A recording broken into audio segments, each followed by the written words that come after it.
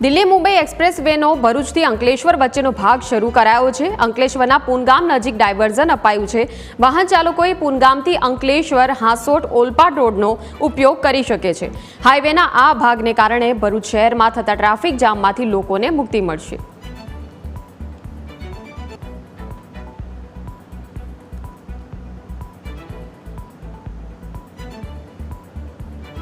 વડોદરા તરફથી સુરત તરફ જતા વાહન ચાલકોને મોટી રાહત સાંપડી છે।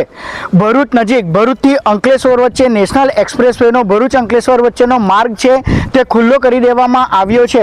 આ માર્ગ છે તે ભરૂચથી જે વાહન ચાલકો આવે છે તેઓએ અંકલેશ્વરના જે પૂનગામ છે તો પૂનગામ નજીક જે ડાયવર્ઝન આપવામાં આવ્યું છે આ ડાયવર્ઝન પરથી નીચે ઉતરી અને જે અંકલેશ્વર હાંસોટ રોડ છે ત્યાં થઈ અને સુરત તે લોકો જે વાહન ચાલકો છે તે જઈ શકશે। ભરૂચ શહેરમાં જે ટ્રાફિક જામની પરિસ્થિતિનું નિર્માણ થયું હતું તેનો નિવેડો લાવવા માટે તંત્ર દ્વારા નિર્ણય લેવામાં આવ્યો છે।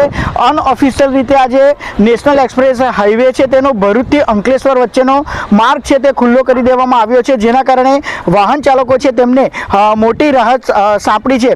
હાલાકી અંકલેશ્વર નજીક પૂનગામ પાસે જે ડાયવર્ઝન બનાવવામાં આવ્યું છે તે કાચું છે।